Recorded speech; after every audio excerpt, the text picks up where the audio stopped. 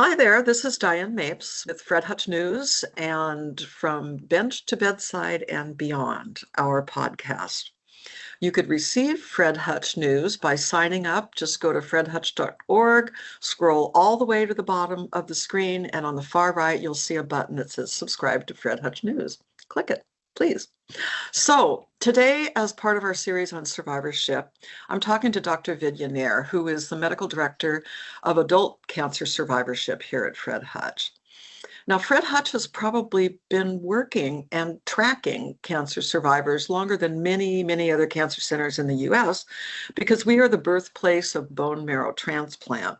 And Fred Hutch clinicians and researchers pioneered that, and they realized early on that it's imperative to follow patients that are undergoing cancer treatments, especially innovative new cancer treatments, which it was at the time, just to help them navigate the side effects and the late effects, and to study and research ways to alleviate those effects if possible. So initially they created the long-term follow-up clinic. That was for bone marrow transplant patients, and that is still going strong. And they're currently following about 6,000 patients, some of whom had bone marrow transplants 40 years ago. Fred Hutch treats many solid tumor patients as well, patients with breast cancer, colorectal cancer, prostate, lung, liver cancer. And these patients are all living longer thanks to innovative cancer treatments. But that does not mean you bounce right back after cancer treatment and come completely back to normal. Some of these treatments can have really harsh side effects, like you're grappling with at the time of treatment, like chemo brain, neuropathy, lymphedema, things that you might have to deal with after your treatment as well for a few years. And then there's even later side effects that can come up maybe 10, 15 years later. A cardiotoxicity from the chemotherapy or from radiation on the left side. So treatments do a lot of good. They save our lives, but they come with some after effects, and you have to watch for those after effects, and you can treat many of those after effects. And you also need to watch for cancer recurrence or even a second cancer that could be driven by treatment. So this is where survivorship comes in, and this is where Dr. Vidhya Nair comes in. So welcome to the podcast, Dr. Nair. Thanks for having me, Diane. Yeah, thanks so much for joining us. Now, can you just talk a little bit as the medical director about why we need survivorship as a program? Of course, yeah. So as you highlighted so eloquently, because of the advances we've had in our current cancer treatments, we have a growing number of patients who are cancer survivors who are living either with a diagnosis of cancer or after they've had a cancer diagnosis and have completed treatment. Currently, there's over 18 million cancer survivors in the US, which is just projected to continue to grow over the next several decades. And so as a institution, we need to be able to care for all of our patients who not only are going through active treatment, but then also who have completed active treatment and help them know how to be better equipped to manage the healthcare system once they're through that period of time. And so that's what survivorship is really kind of the ultimate goal of survivorship, is to help caring for those patients. That's great. That's great. Now, in episode 1 of the podcast, I talked with Bonnie Rockman, my colleague in Fred Hutch News, and I was talking about how early stagers aren't really surviving cancer as much as surviving treatment. But I was talking about my experience, and I was thinking, there may be some early stagers who actually do have to recover from cancer itself, not just the fatigue or the lymphedema or the joint pain, the things that you get from treatment. But I wanted to break it down a little bit more. Are our bodies also recovering from just housing cancer for a while? Yes, yeah. Just by having a cancer diagnosis, there's, multiple different effects that it can have on the body. One of the things you mentioned is, many of us have termed it as chemo brain, but it's not just Mhm. from chemo. It can be from other types of therapies too, the fatigue that comes from radiation, that can come from hormonal therapy, all those kinds of things. And then also, the psychosocial impacts that having a cancer diagnosis can also have other effects on health, including affecting sleep, which we know has other long-term complications. So it really is kind of just by having a cancer diagnosis, it can impact several different aspects of health and life. Definitely. As a 15-year survivor of lobular breast cancer, and I've been through, I think, just most of the basic treatments that are given for breast cancer patients, I could totally empathize. It seems like when I first came out of treatment, there was still debate going on as to whether there was such a thing as chemo brain. This is 15 years back. Now it's absolutely acknowledged as a result of cancer diagnosis, cancer treatment, and people can get relief using different modes of therapy for it. Mhm. Or even just having the clinician acknowledge, and say yes, verify that, validate you are dealing with these symptoms. That alone can be really helpful, because it can be really hard to have these symptoms and then go to explain to your doctor what you're going through, and the doctor says it doesn't exist. Mhm. So it seems like there's more of a willingness now for cancer clinicians and cancer institutions to own the damage that treatment does.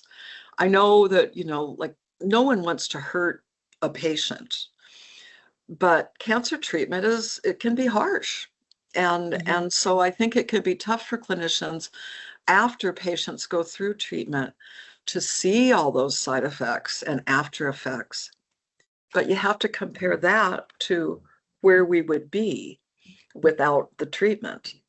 So survivorship programs are doing what they can to ameliorate that damage, it seems like.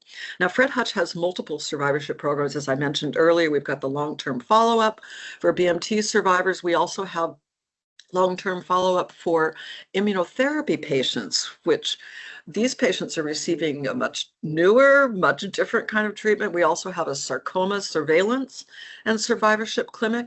There's a childhood cancer survivorship program.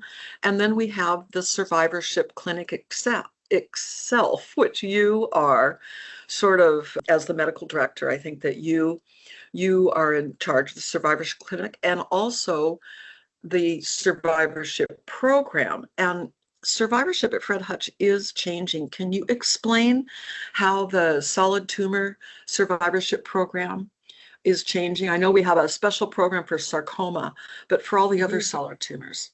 Yeah, so there's, as you mentioned, multiple different survivorship programs currently. I see patients in our survivorship clinic, which is in the Arnold building on the Fred Hutch campus. That clinic sees all patients, solid tumors, liquid tumors, even we occasionally will see patients from the BMT long-term follow-up clinic as well. It's sort of what we refer to as the traditional model of survivorship, which is where patients get referred there usually after they're done with active treatment. Sometimes it's when they're in the middle of active treatment. And it's a, 1 hour consultative visit where we go through all the late and long-term effects, talk about wellness screening, and also complete what's called a treatment summary care plan, which basically summarizes all the treatment that the patients received. And then the care plan is to help with empowering patients and also their primary care team on what type of surveillance may still be needed and also what other types of screening are still needed, because cancer patients are also at risk of developing other cancers as well, secondary cancers, and so it's important to know how the screening for that may be slightly different. So that's what the traditional survivorship care or survivorship model is in the Arnold clinic. Now, my role is actually to now lead what we're calling embedded survivorship within the various disease groups. So we're starting off with solid tumors. And the way that we are implementing this is we are going in phases through each of the disease groups. We're currently starting with the genitourinary group. And how that will look for patients is that it'll primarily be for patients who are getting treated at Fred Hutch, who have a care team here. And then once they have completed what we define as active treatment, so that may be 1 year post chemotherapy, for example, is just one example. At that point in time, they will have a visit with their oncologist and with an APP. Most likely it'll be the APP who was also part of the same care team with their oncologist. Good. And they'll then talk about survivorship. They'll talk about what surveillance looks like at that point in time. And then they'll talk about, what kind of survivorship topics that will be addressed as well. And I should also mention that this is particularly for what we refer to as curative intent treatment. So most commonly early stage patients who have a certain set period of active treatment and then complete that. Whereas for our metastatic patients, since those patients are typically on continued therapy, this won't apply for them. You were saying that metastatic patients will continue to see their oncologists unless they might want to go to the survivorship clinic for a little bit of extra care for something or another, right? Yes, exactly. Metastatic patients can still be seen in the survivorship clinic and and receive survivorship care there. For this specific model of embedded survivorship within the disease specific groups, that is specific for curative intent patients, early stage patients. Yeah. So can you explain a little bit what you mean by surveillance? Are you talking about surveillance in general, just to see how you're doing, to see if you have any symptoms, if you're dealing with any, late effects? Or are you talking about surveillance specifically, surveillance for metastatic recurrence or Yes, local local recurrence? recurrence, right? Yeah. So surveillance is And also monitoring. explain the difference between metastatic recurrence and local recurrence as well, if you could. Yeah, of course. Yeah, so surveillance entails monitoring for cancer coming back. And cancer can come back both locally, and when we say local recurrence, that means where it started. So, for example, for breast cancer, that would mean in the breast where it originated, or in the lymph node on that side of where the breast cancer originated. A metastatic recurrence or a distant recurrence means that the cancer that where the cancer originated, the cancer cells have then spread to another organ in the body. So for example, if it started in the breast and then we find that there's breast cancer cells in the bone, that's considered a metastatic recurrence. And that's why when people will go in for checkups, they'll be asked certain questions. And Correct. these questions are to determine if they have a recurrence, yeah? Correct. Yeah, so we'll be asking for any type of symptom that makes us concerned that there may be evidence of recurrence. There'll also be, physical exams. In some situations, that also entails imaging too. So sometimes, depending on the patient's breast cancer surgery, they may still require mammograms if there's still breast tissue there. For other types of cancers, they sometimes do scans, including CT scans. So depending on what type of cancer diagnosis there's a set surveillance plan, which is determined based off of NCCN guidelines, and that's what we all follow. So it's all tailored depending on your particular cancer, what kind of surveillance you will get. And then with regard to how do you know where to go and when? For instance, you talked a little bit about being in active treatment or out of active treatment. A lot of people don't realize that, with breast cancer patients, you might be on hormone, anti-hormone treatment for 5, 7, 10 years. Is that active treatment or is that passive treatment? How do you characterize hormones? And prostate cancer patients also will take anti-hormone treatment, but that's considered active treatment too.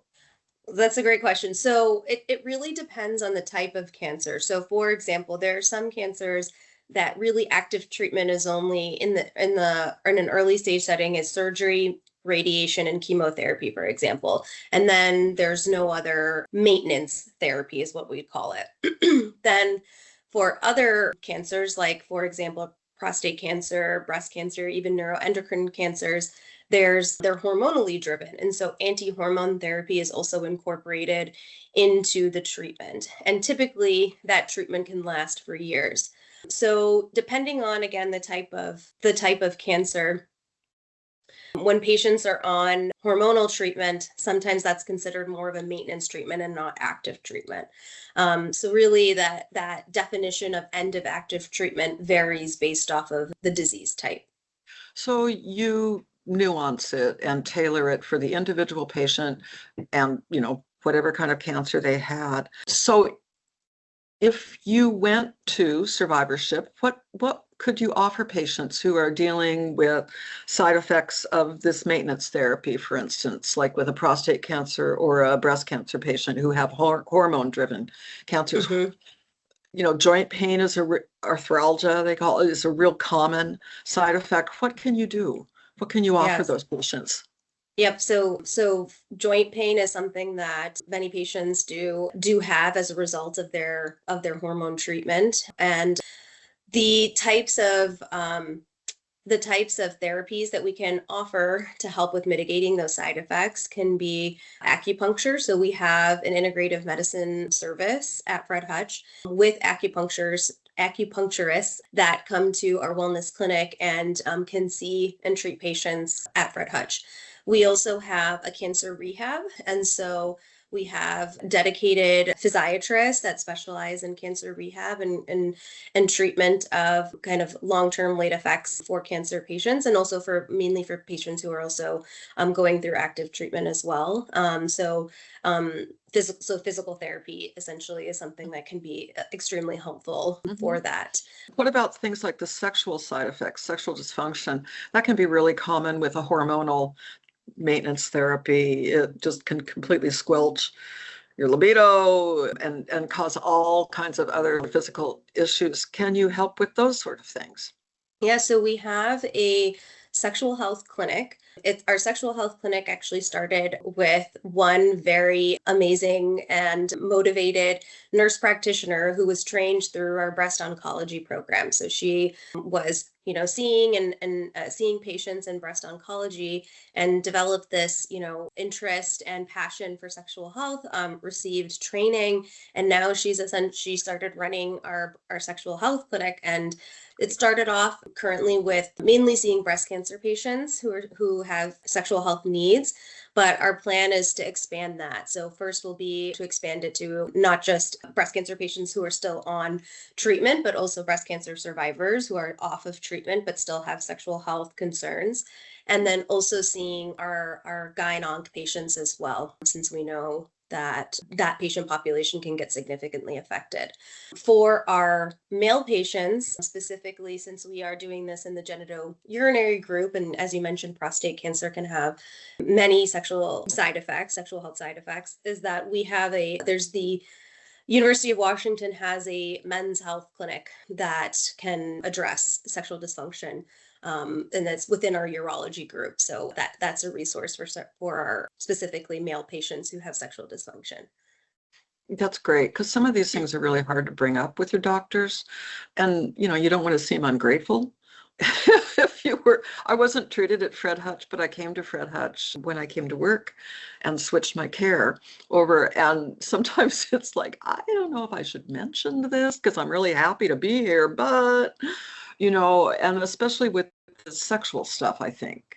Well, yeah, you bring up a great point, because I think sexual health is one topic, but there's also other topics that are addressed in survivorship that I think patients don't think to bring up with their oncology team. And that is the purpose of us embedding survivorship. So that way every patient gets, exposed and receives some form of survivorship care. And part of that will be, making sure we're addressing all the survivorship topics, in this longitudinal time. So it's not like how we'll do it in the survivorship clinic where we try to get through all the topics within that 1 hour consultation. This will be addressing one or two topics at a time over multiple visits that you would normally go and see your That's great. oncologist for. Yeah, because you are on some of these anti-hormones for years, and you might be on more than one, and the side effects may be different a little bit. So it's an ongoing issue. And with regard to the survivorship plan, that was my first, I think, clinic visit at Fred Hutch when I did switch my care over. And I found that to be a really valuable experience. Number one, I did not realize that I had such a risk for cardiovascular disease. I had radiation on the left side, my heart, and my lung, and then I also had a particular kind of chemotherapy that can cause cardiotoxicity issues. But aside from that, there was also the reminder that my hearing might be, impacted, and it has been. I have some pretty severe tinnitus a lot. So these are things that can come with treatment. Dental issues, hearing issues, vision issues, even hair, just all kinds of things can come with cancer treatment that you don't even necessarily think about. It could be related. And another one I think that people don't realize is the possibility of a second cancer. And that is another thing that I found to be really helpful to learn about when I went to that survivorship clinic and had my survivorship plan put together. Now, some people, you see a lot of different kinds of patients, and we are not a monolith, right? People have very different feelings about cancer, and if they want to think about it anymore, if they want to see anybody for it anymore.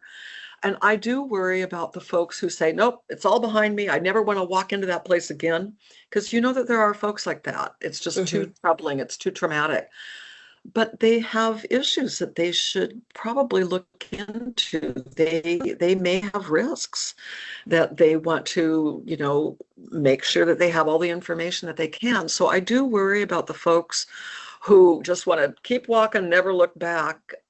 I understand it, but I wonder, and I want to make sure that they know that there are certain things that they want to look into. And it's not like you're clinging to your cancer treatment and I don't want to let go. You are moving forward, but it's also important to be moving forward informed. When you talk to folks when they transition, I think that you must have a conversation about how important it is that they're aware of certain symptoms and side effects and late effects. Yeah, exactly. And yeah, the way that I try to explain it to patients is, from having a cancer diagnosis and from the specific type of cancer treatment that they've received, there's things that they should be aware of that could develop later on, which is a late effect, like you mentioned, or things they may struggle with for a long period of time, which is a long-term effect. And then there may be secondary cancers that they could be at risk for based off of the type of cancer that they had in their treatment. And that's really where that treatment summary care plan is so valuable, because it is a document, a physical a physical representation of that. So that way, because it is a lot for a patient to have to know and be aware of. So that is a really great resource for them to keep after they've gone through their treatment. And also, if we've seen, as you mentioned, you transferred care. So it's a great summary for establishing care, for giving it to a primary care provider, so they also know what kind of follow-up is needed and what kind of late effects that they should be aware of. Because I think a common thing I've heard from some cancer survivors is that they don't always feel supported after they leave their oncologist in terms of what kind of care that they should receive. And so the hope is that things like this will help support them for that. Yeah, it is, as I recall, you're going in there all the time. It's like you have a full-time job. or a part-time job that you're going to all the time for your treatment, and then suddenly, bam, you're done. And you do have this empty hole in your life, and you kind of worry and you kind of wonder, and you can feel like you're dropped off a cliff a little bit. I've heard that a lot from other survivors too. So it's really great that you are kind of stepping up and embedding the survivorship, because it'll just be a natural transition. It sounds like, from active treatment into survivorship and surveillance, where they will be for maybe a couple years or 5 years or 10 years. It depends. Is that? It depends. Yes. Yeah. So typically the way that we are modeling it right now will be somewhere between 5 to 10 years, depending on the disease type. And then people will just transition to their PCP, their primary care physician. Correct. But if you see something troubling, you would reach out to whom? Would you, if you're 12 years out and you think, this is weird, I don't know if I like this feels like my lymph node is swollen, or I've had a headache for 3 weeks, what do you do? Who do you go to? Yeah, at that point, so if you are no longer getting, surveillance within the oncology clinic, you at that point should go, any type of new symptom that's concerning, you should go to your primary care doctor. And the primary care doctor should be responsible for kind of working that up if there is something concerning there. And if the and you primary would probably want to remind them, by the way, I'm a cancer survivor. Right. Yeah. Yes. And that's also the purpose also of doing survivorship, is to talk about and make patients aware of what symptoms they should be concerned about. So, unexplained headaches, persistent bone pain, having unintentional weight loss. Those are the things that, if like, patients should be aware of, that if they notice that's when they need to seek attention, from their primary care doctor. There's also, since I do see patients in the survivorship clinic, there have been instances where we sometimes do see patients, who are years out from cancer diagnosis, and then, may have some additional concerns that could either be symptoms of recurrence or late and long-term effects. And it can be scary too. So I'm sure that you folks also have referrals that you can give to counseling and mental health specialists who can talk with them about the side effects that they're feeling. One of the things that I've found is that when you come out of cancer treatment, and if you've had multiple surgeries and chemotherapy and radiation and anti-hormones, it's not like you're asymptomatic. Your body has gone through a lot of changes and you have a lot of new symptoms. And so it's hard to differentiate. Is this something from my cancer that coming back, or is this something from my treatment, just kind of, like getting through? So I think that is the real hard part for a lot of people rolling out of treatment, because you're not asymptomatic. You are very symptomatic, but hard to separate the strings and figure out if this is something that's normal or is this something I need to worry about. So survivorship can help with those kind of issues, right? No, exactly. A big topic that comes up in survivorship is fear of recurrence. I think that's, something that I've noticed with some of my patients is a topic that kind of creeps up on people, where it's not, I think that oftentimes patients are surprised, when they're done with their active treatment, that's when sometimes that fear of recurrence or anxiety starts to manifest. And so I think that's a really important time to also help support patients through that as well. And as you mentioned, we do have psychosocial supportive care services. So we have psychiatry and psychology who are teams that can support patients through active treatment. And the hope is that, once they are also help to establish them with a counselor as well that may be in the community, because I think long-term support is also really important for our cancer population.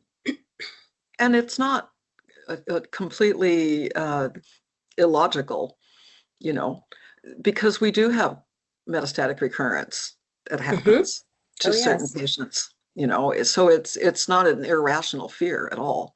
No, definitely. And I think even just the going through the initial cancer diagnosis is traumatic.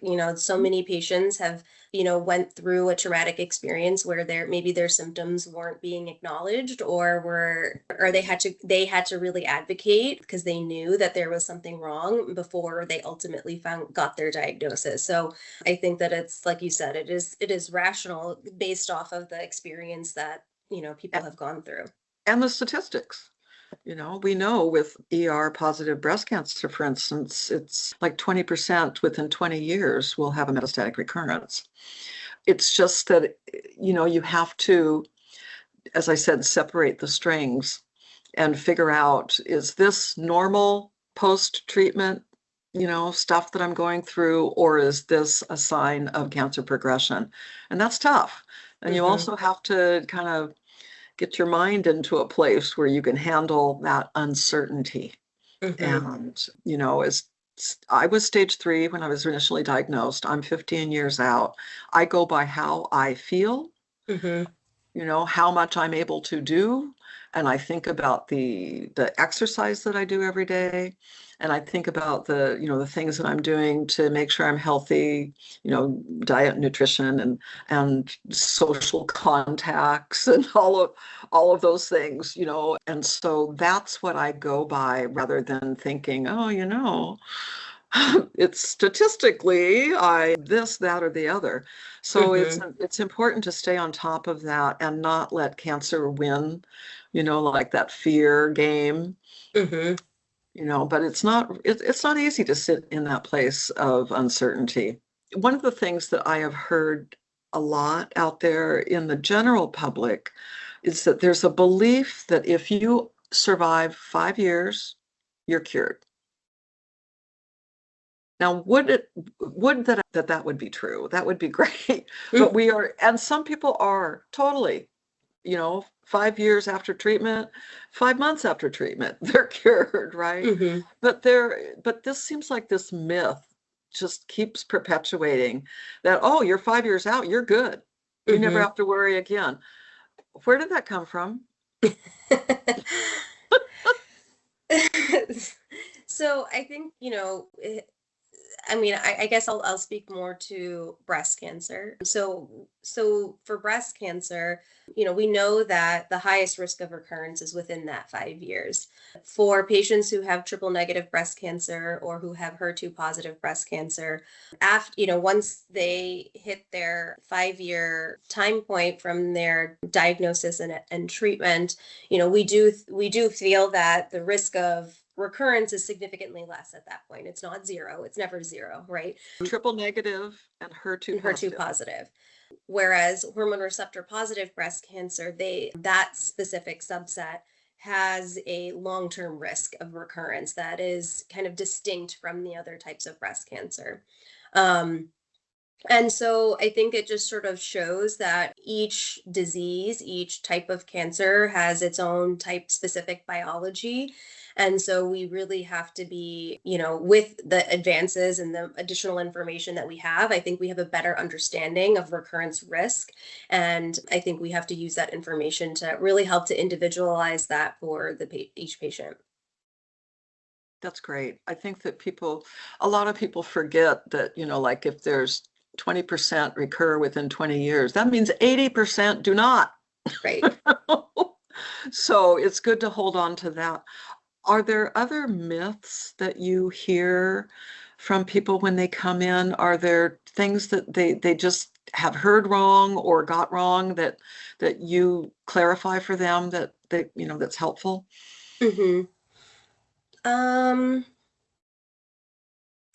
I mean, I think nutrition is there's a lot there Questions. right now and questions about that in terms of weight loss, in terms of sugar, in terms of fasting. So I think that there's so much information that exist right now on the internet and social media about that, Yeah. that's oftentimes a question that we receive, especially, when patients first get diagnosed, like what kind of diet should I be following, or, what kind of diet should I follow after my treatment? So, Or what kind of supplements should I take? mhm. I think that that is a really common question. Tell me what you think that they should take. So, I mean, there's lots of different things out there, as you mentioned.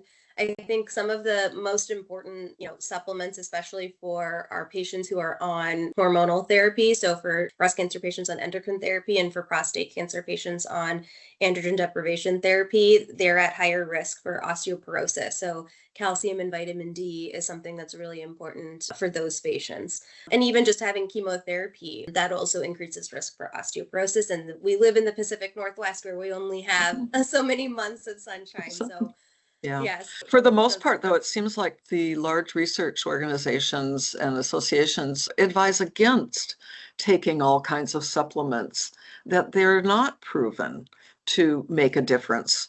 And that it's really important, if you have these questions, to talk to your doctor about it, yes. especially your oncologist about it. I know some supplements will actually counter, Mhm. they counteract the treatment. Yes. It's not good to take them at the same time. Yes.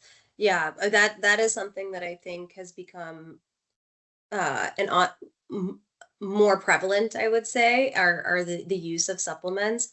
We're very fortunate that we have our integrative medicine team at Fred Hutch, and they actually have a dedicated integrative medicine pharmacist who can go through patient supplements and look at things like interactions, look at things like, some supplements have estrogenic properties. So for patients who have estrogen receptor positive breast cancer, It's not we good. counsel them that, that actually is a supplement that it would increase your risk of a cancer recurrence. So, should not take that. So that's a really great service that we have for patients who have that specific question about supplements.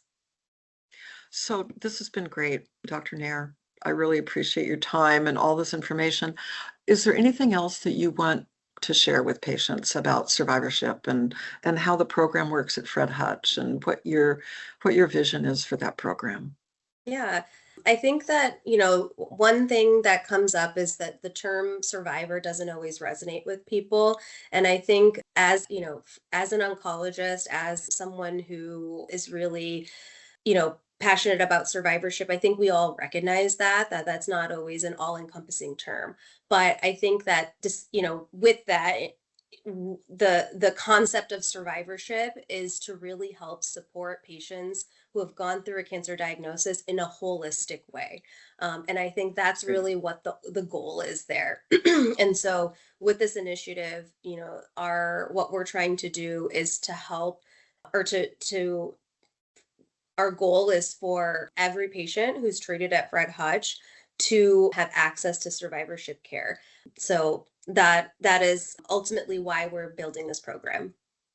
One of the things that I really like about Fred Hutch's survivorship program, though, is that if you have been treated elsewhere, you can come to the survivorship clinic. You could Yes. self-refer to the survivorship clinic and you can get a care plan and you can get advice and help. So it really is available to every cancer patient who is in the region and would like to Hmm. be seen there. Hmm. And, take advantage of all the research that Fred Hutch has done on cancer survivors and how to help them, live better, healthier lives. So that is wonderful too, Hmm. that, we can share the knowledge. I always say knowledge is power. Yes, exactly. Well, Dr. Vidhya Nair, thank you so much for your time and all the information that you've been able to provide people on the Fred Hutch Survivorship Program. Again, this is Diane Mapes with Fred Hutch News and our podcast From Bench to Bedside and Beyond. Thank you so much for tuning in. We'll see you soon.